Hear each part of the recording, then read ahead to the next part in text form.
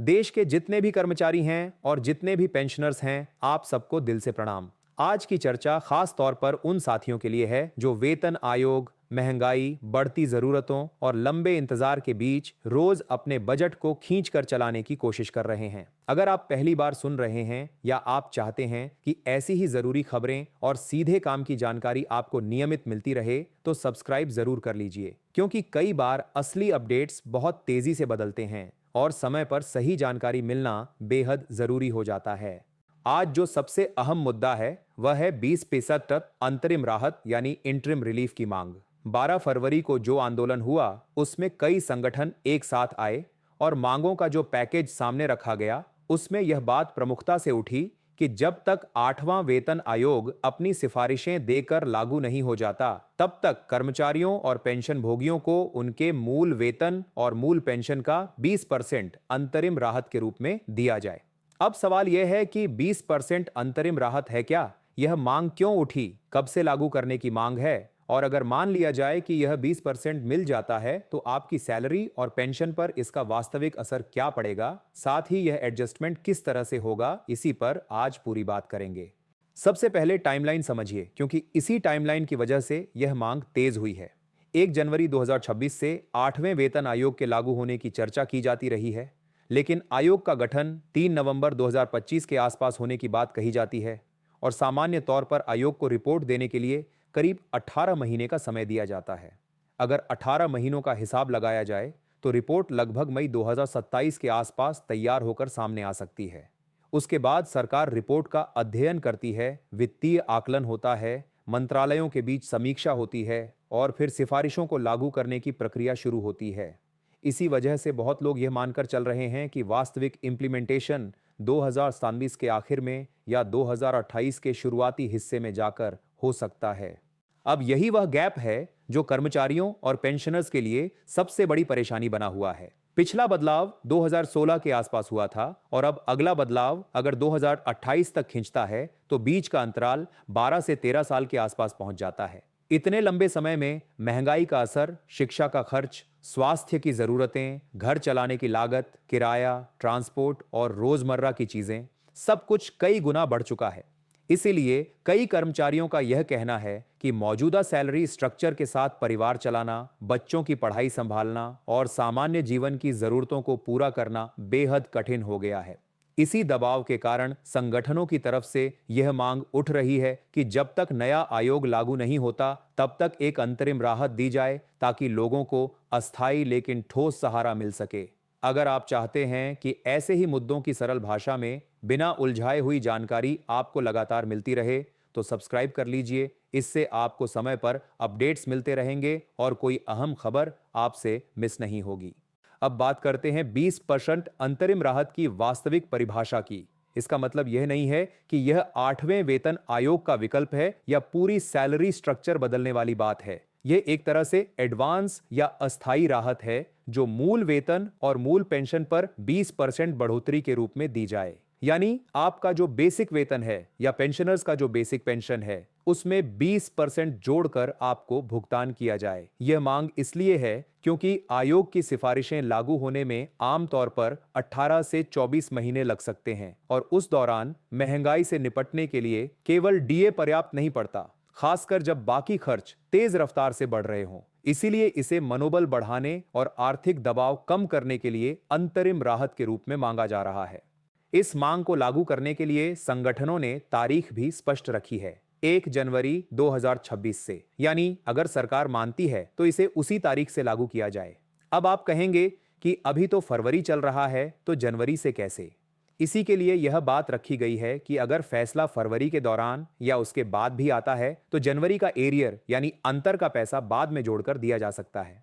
उदाहरण के तौर पर फरवरी की सैलरी अगर मार्च में आती है तो उसमें जनवरी और फरवरी दोनों का अंतरिम राहत वाला हिस्सा जोड़कर भुगतान हो सकता है। लेकिन यह सब तब होगा जब सरकार आधिकारिक रूप से इसे मंजूरी देगी, क्योंकि फिलहाल सरकार ने 20% अंतरिम राहत पर कोई आधिकारिक फैसला घोषित नहीं किया है। अब चलिए असर समझते हैं, क्योंकि असली सवाल यही है कि अगर 20% बढ़ता है तो सैलरी कितनी बढ़ेगी। मान लीजिए किसी कर्मचारी का बेसिक वेतन 50,000 है। 20% अंतरिम राहत का मतलब हुआ कि बेसिक का 20% यानी 10,000 रुपए बेसिक में जुड़ेंगे और नया बेसिक 60,000 हो जाएगा। लेकिन फायदा केवल बेसिक बढ़ने तक सीमित नहीं रहता, क्योंकि आपका डीए, एचआरए और कई अन्य भत्ते भी बेसिक के आधार पर ही कैलकुलेट होते हैं। इसलिए जैसे ही बेसिक बढ़ेगा, उसी के अनुपात में डीए का हिस्सा, एचआरए का हिस्सा और अन्य अलाउंसेस में भी फर्क आएगा। इसी वजह से कई मामलों में कुल मासिक बढ़ोतरी केवल 10,000 नहीं रहेगी, बल्कि कुल मिलाकर प्रभाव 20% से ज्यादा दिखाई देगा, क्योंकि बेसिक बढ़ने से जुड़े हुए घटक भी बढ़ते हैं। यही बात पेंशन पर भी लागू होती है। अगर किसी पेंशनर की बेसिक पेंशन 45,000 है तो 20% का मतलब हुआ 9,000 रुपए का सीधा इजाफा, और इसके साथ जिन मामलों में डीआर या अन्य संबंधित हिस्से लागू होते हैं, वहां भी कुल राहत बढ़कर दिख सकती है।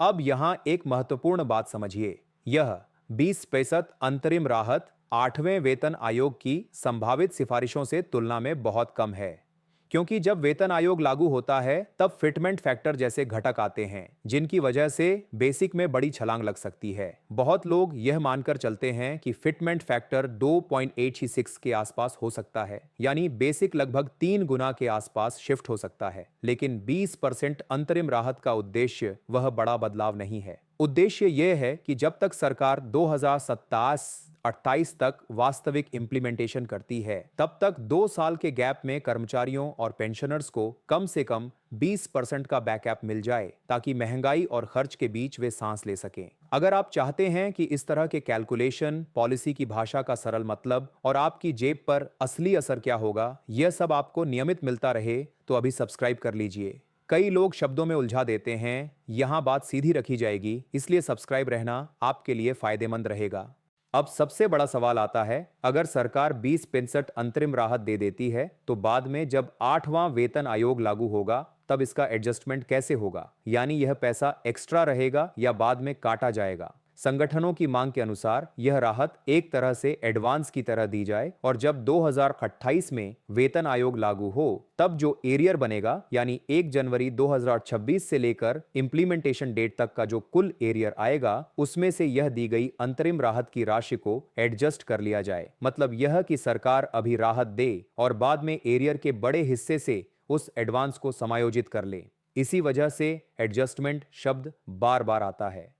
इससे सरकार पर एक साथ भारी बोझ नहीं पड़ता और कर्मचारियों को अभी राहत मिल जाती है। मान लीजिए किसी कर्मचारी को 20% अंतरिम राहत से हर महीने लगभग 25,000 रुपए तक का कुल लाभ दिखता है, तो 24 महीनों में यह रकम 6 लाख के आसपास पहुंच सकती है।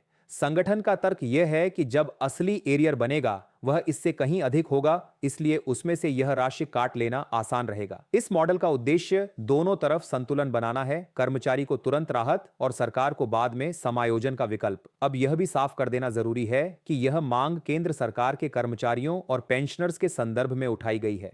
राज्य सरकारों पर यह सीधे लागू नहीं होती, क्योंकि राज्य अपने स्तर पर निर्णय लेते हैं। राज्यों में अभी जो स्थिति बताई जाती है, उसमें कुछ जगहों पर चर्चा शुरू होने की बातें होती हैं, लेकिन व्यापक रूप से यह केंद्र वाला विषय माना जा रहा है। हालांकि यह भी कहा जाता है कि कुछ राज्यों में पहले कदम उठाने की बातें चल रही हैं, लेकिन आज की चर्चा का मुख्य केंद्र वही मांग है जो केंद्रीय स्तर पर उठ रही है। अगर आप ऐसी ही हर नई मांग, मीटिंग्स की अपडेट और सरकार की तरफ से आने वाली किसी भी संभावित घोषणा को तुरंत समझना चाहते हैं, तो सब्सक्राइब जरूर कर लीजिए, क्योंकि जैसे जैसे तारीखें नजदीक आती हैं, खबरें भी तेजी से बदलती हैं।